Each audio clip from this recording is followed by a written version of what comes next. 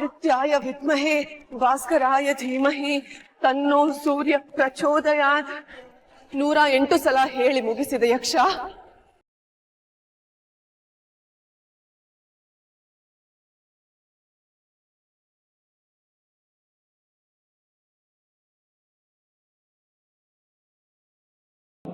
ಮೆಚ್ಚಿದೆ ಆಮ್ರಪಾಲಿ, ನಿನ್ನ ಮನೋಬಲ ನಿಗ್ರಹ ಶ್ಲಾಘನೀಯ. ಎಲ್ಲವೂ ನನ್ನ ತಂದೆಯವರ ಪಾಠದ ಫಲ. ಮಗಳೇ, ಯುದ್ಧ ಗೆಲ್ಲುವುದು ದೇಹದಿಂದಲ್ಲ, ಮನಸ್ಸಿನಿಂದ. ದೇಹಕ್ಕಾದ ಸುಸ್ತನ್ನು ಕಡಿಮೆ ಮಾಡಿಕೊಳ್ಳಬಹುದು, ತಡೆಯಬಹುದು. ಆದರೆ ಮನಸ್ಸು ಮುರಿದರೆ, ಏಕಾಗ್ರತೆ ಕಳೆದರೆ ಯುದ್ಧದಲ್ಲಿ ಸೋಲು ಕಟ್ಟಿಟ್ಟ ಬುತ್ತಿ. ನನ್ನ ತಂದೆಯವರು ನನಗೆ ಹೇಳಿಕೊಟ್ಟ ಪಾಠ ಪ್ರತಿದಿನ ನನ್ನ ಕಿವಿಯಲ್ಲಿ ಶ್ರುತಿಯಂತೆ ಗುಯ್ ಎನ್ನುತ್ತದೆ ಯಕ್ಷ. ಭಲೆ, ನಿನ್ನ ಪಿತೃ ಪ್ರೇಮವನ್ನು ಮೆಚ್ಚಿದೆ. ಮುಂದಿನ ಪರೀಕ್ಷೆಗೆ ಸಿದ್ಧವಾಗಿರುವೆಯ ಆಮ್ರಪಾಲಿ? ಸಿದ್ಧಳಾಗಿದ್ದೇನೆ. ಇದೋ ನಿನ್ನ 2ನೇ ಪರೀಕ್ಷೆ.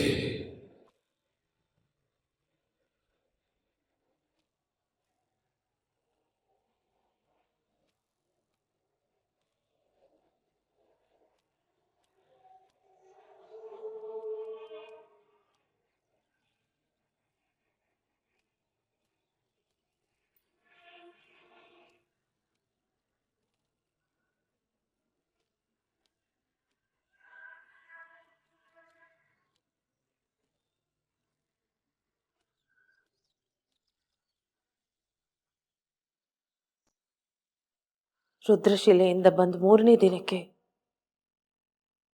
ಇದರಲ್ಲಿ ಹೊಗೆ ಕಪ್ಪಾಗಿತ್ತು ದೇವ್ಯಾನಿ. ಇಲ್ಲ ಇಲ್ಲ, ನೀ ಸುಳ್ಳು ಹೇಳ್ತಾ ಇದ್ದೀರಾ. ನೀವು ಸರಿಯಾಗಿ ನೋಡಿಲ್ಲ. ಬೆಳಕು ಬೀಳ್ತಿರ್ಲಿಲ್ವೇನೋ, ಬಿಳಿಗೆ ಇತ್ತು ಅನ್ಸುತ್ತೆ. ಕತ್ಲೆ ಅಲ್ವಾ, ಅದಕ್ಕೆ ಕಪ್ ಕಾಣಿಸ್ತಿತ್ತು ಅನ್ಸುತ್ತೆ. ಇಲ್ಲ ದೇವ್ಯಾನಿ, ಹೊಗೆ ಕಪ್ಪಿಗಿತ್ತು. ನಾನ್ ಮಾತ್ರ ಅಲ್ಲ, ಇಂದ್ರನು ನೋಡಿದಾನೆ.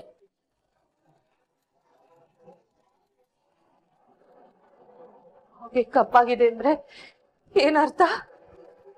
ಪ್ರದ್ಯುಮ್ನನ್ನ ಕರ್ಕೊಂಡು ಹೋಗಕ್ ಬಂದಿರೋರು ಅವನ್ ಜೀವನದಲ್ಲಿ ಪ್ರವೇಶ ಮಾಡಾಗಿದೆ.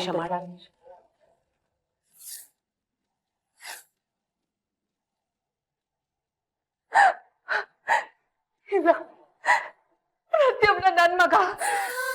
ಅವನನ್ನ ಯಾರು ಕರ್ಕೊಂಡು ಹೋಗಲ್ಲ. ನನ್ ಮಗ, ನಂಗೆ ಮಾತು ಕೊಟ್ಟಿದ್ದ ಮಾಯಿ. ದೇವ್ಯಾನಿ, ಪ್ರದ್ಯುಮ್ನ ಎಲ್ಲಿಗೂ ಹೋಗಲ್ಲ. ಹೇಗೆ ಹೋಗ್ತಾನೆ ಅವನು? ನೋಡು, ನಾನಿದ್ದೀನಿ, ನೀನಿದ್ಯಾ. ಯಾರೇ ಬಂದ್ರು ನಾವು ತಡೆಯೋಣ. ಯಾರೋ ಬಂದು ಕೈ ಹಿಡ್ಕೊಂಡು ಎಳ್ಕೊಂಡು ಹೋದ್ರೆ ತಡಿಬೋದು ಮಾಯಿ. ಆದ್ರೆ ನಮ್ಗೆ ಗೊತ್ತಾಗ್ದೆ ಪ್ರದ್ಯುಮ್ನನ್ ಯಾರಾದ್ರೂ ಕರ್ಕೊಂಡು ಹೋದ್ರೆ, ಈ ಕ್ಷಣ ಅವನ್ ಮನೇಲಿದ್ದು ಮುಂದಿನ ಕ್ಷಣ ಅವ್ನು ಇಲ್ದೆ ಹೋದ್ರೆ, ಅವನು ಹೊರಗಡೆ ಹೋದಾಗೆಲ್ಲ ನನ್ನ ಎದೆ ಹೊಡ್ಕೊಳತ್ತೆ ಮಾಯಿ. ರಾತ್ರಿ ಇದ್ದಕ್ಕಿದ್ದ ಹಾಗೆ ಎಚ್ಚರ ಆಗ್ಬಿಡುತ್ತೆ. ಹೆದರಿಕೆಗೆ ಮೈಯೆಲ್ಲ ಬೆವ್ತೋಗುತ್ತೆ ಮಾಯಿ. ಭಯ ಆಗುತ್ತೆ. ನನ್ನ ಮಗ ಎಲ್ಲೋ ಹೋಗ್ಬಿಟ್ಟಿದ್ದಾನೆ, ವಾಪಸ್ ಬರಲ್ವೇನೋ ಅನ್ನೋ ಭಯ ಆಗುತ್ತೆ.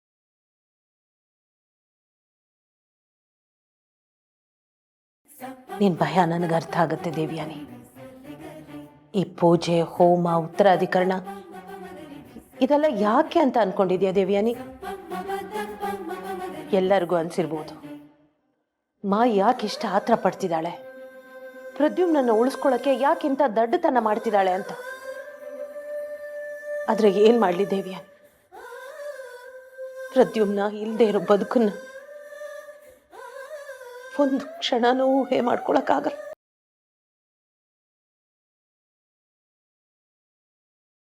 ನೀನು ಬೇರೆ ಅಲ್ಲ ದೇವ್ಯಾನಿ, ನಾನು ನಿನ್ ಶತ್ರು ಅಲ್ಲ.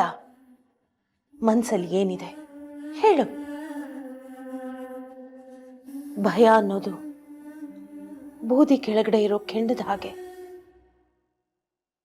ತೊಂದರೆ ಇಲ್ಲ ಅಂತ ಅಂದ್ಕೊಳ್ಳೋಷ್ಟ್ರಲ್ಲಿ ಸೀರೆ ಸೆರಗು ಕೆಂಡದ ಮೇಲೆ ಬಿದ್ದು ಹತ್ಕೊಂಡು ಉರಿದು ಬಿಡುತ್ತೆ.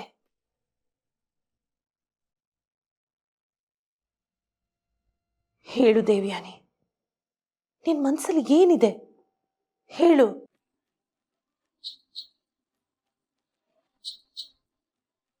ನಾನ್ ಹೇಳ್ತೀನಿ.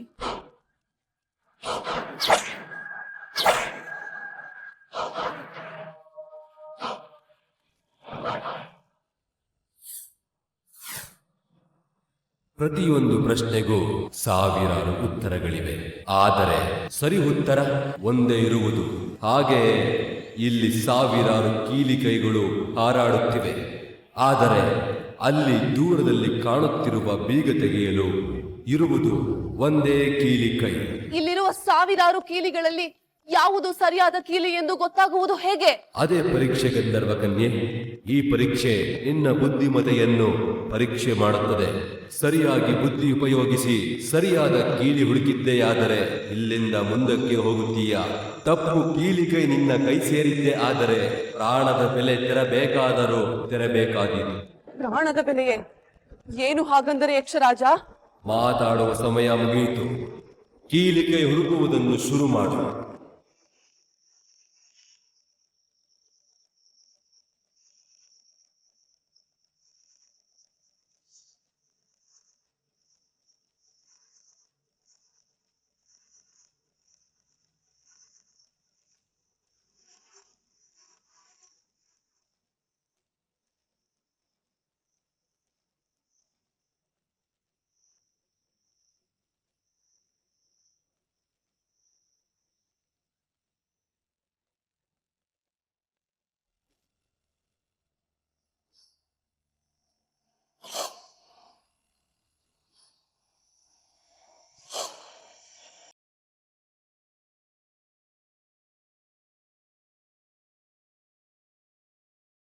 ಮೊದಲನೆಯ ತಪ್ಪು, ಬೆಲೆ ತೆರಲೇಬೇಕು.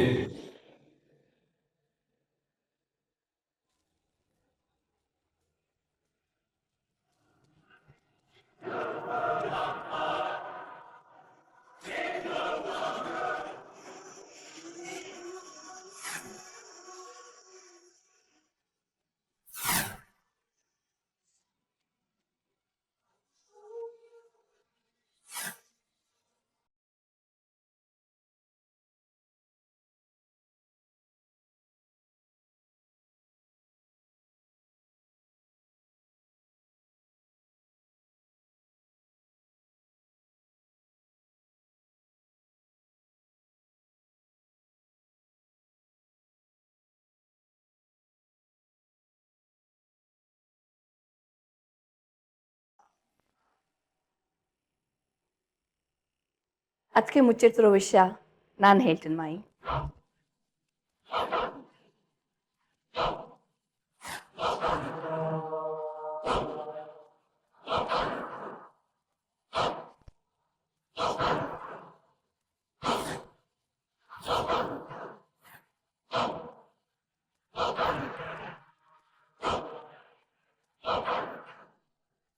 ನನಗೆ ಗೊತ್ತಿತ್ತು ಇದಕ್ಕೂ ನಿನಗೂ ಏನೋ ಸಂಬಂಧ ಇರುತ್ತೆ ಅಂತ.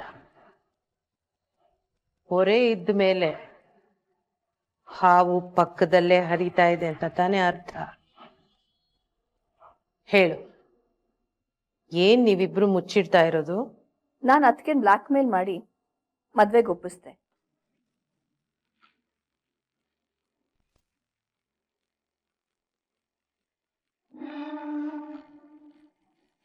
ನನ್ನನ್ನು ದಡ್ಡಿ ಅಂತ ಅನ್ಕೊಂಡಿದ್ಯಾ ಈಶ್ವರಿ?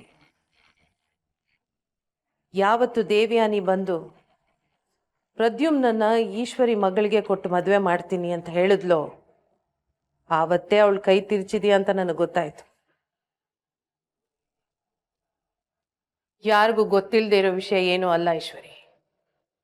ಮನೆಯಲ್ಲಿರೋರು ಎಲ್ರಿಗೂ ಗೊತ್ತಿದೆ ನೀನು ದೇವ್ಯಾನಿನ ಹೆದರಿಸಿ ಈ ಮದುವೆಗೆ ಒಪ್ಸಿದ್ಯಾ ಅಂತ. ನನಗೆ ಗೊತ್ತಾಗ್ಬೇಕಾಗಿರೋದು ಏನ್ ಹೇಳಿ ಈ ಮದುವೆಗೆ ಒಪ್ಸಿದ್ಯಾ ಅಂತ. ನಿನಗೆ ಗೊತ್ತಿದೆ ದೇವ್ಯಾನಿ ಮನ್ಸಲ್ಲಿ ಇರೋ ಗುಟ್ಟು,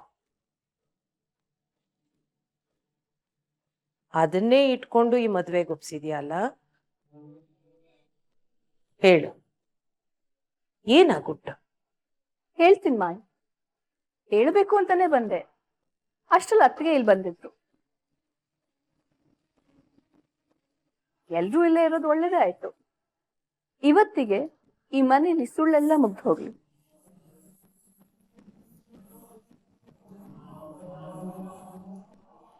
ಮಾತಿಗೆ ಬಾ ಈಶ್ವರಿ, ಪೀಟಿಗೆ ಸಾಕು. ಆದ್ರೆ ಹೇಳೋಕ್ಕಿಂತ ಮುಂಚೆ ಒಂದ್ ಮಾತು. ಇದು ಬಹಳ ವರ್ಷಗಳ ಹಿಂದೆ ನಡೆದ ತಪ್ಪು. ಅದಕ್ಕೆ ಬೇಕು ಅಂತ ಮಾಡ್ಲಿಲ್ಲ, ಏನೋ ನಡೆದು ಹೋಯ್ತು. ನೀನ್ ಅವ್ರನ್ನ ಕ್ಷಮಿಸ್ಬೇಕು. ಯಾವ ವಿಷಯದಲ್ಲಿ ತಪ್ಪು ನಡೆದಿದೆ? ಪ್ರದ್ಯುಮ್ನನ್ ವಿಷಯದಲ್ಲಿ. ಈಶ್ವರಿ, ಹೇಳ್ಬಿಡ್ತೀನಿ ಅದಕ್ಕೆ. ವಿಷಯ ಇಲ್ಲಿ ತನಕ ಬಂದಿದೆ, ಇನ್ನೂ ಮುಚ್ಚಿಟ್ಟೇನು ಪ್ರಯೋಜನ ಇಲ್ಲ.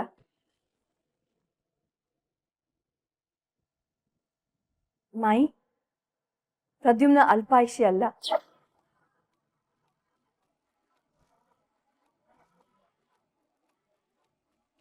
ಏನು ಹಾಗಂದ್ರೆ ಅರ್ಥ? ನಾನೇ ಜ್ಯೋತಿಷಿಗಳನ್ನ ಕರೆದಿದ್ದೀನಿ. ಜಾತಕದಲ್ಲಿ ಸ್ಪಷ್ಟವಾಗಿ ಬರ್ದಿದೆ ಅವನ ಅಲ್ಪಾಯುಷ್ಯು ಅಂತ. ನಿಜ, ಆ ಜಾತಕದಲ್ಲಿ ಅಲ್ಪಾಯುಷಿ ಅಂತ ಬರ್ತಿದೆ. ಅದ್ರದ್ ಯಾರ ಜಾತಕನೋ ಅವ್ರ ಅಲ್ಪಾಯುಷಿ. ಅದ್ ಪ್ರದ್ಯುಮ್ನನ್ ಜಾತಕ ಅಲ್ಲ. ಪ್ರದ್ಯುಮ್ನನ್ ಜಾತಕ ಅಲ್ಲ ಅಂದ್ರೆ ಇನ್ಯಾರ್ದು? ಬೇರೆ ಯಾರ್ದೋ. ನನ್ನ ಹತ್ರ ಇರೋದು ಪ್ರದ್ಯುಮ್ನನ್ ಜಾತಕ ಅಲ್ಲ. ಅಂದ್ರೆ ಪ್ರದ್ಯುಮ್ನ ಹುಟ್ಟಿದ ದಿನಗಳಿಗೆ ರಾಶಿ ನಂಗೆ ಗೊತ್ತಿಲ್ಲ ಈಶ್ವರಿ. ನನಗ್ ಗೊತ್ತಿರೋದ್ ಒಂದೇ, ಅವ್ನ್ ಸಿಕ್ಕಿದ್ಗಳಿಗೆ ಮಾತ್ರ.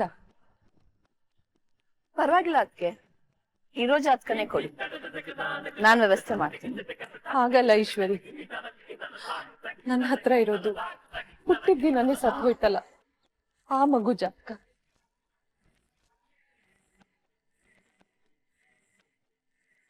ಬೇರೆಯವ್ರ ಜಾತಕ ಅಲ್ಲಿ ಯಾಕೆ ಬಂತು?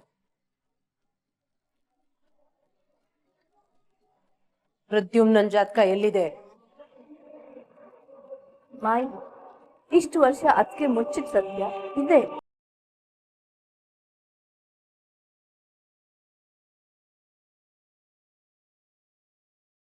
ಪ್ರದ್ಯುಮ್ನ ಎಷ್ಟೊತ್ತಿಗೆ ಯಾವಾಗ ಹುಟ್ಟಿದ ಅಂತ ಅದಕ್ಕೆ ಗೊತ್ತಿಲ್ಲ.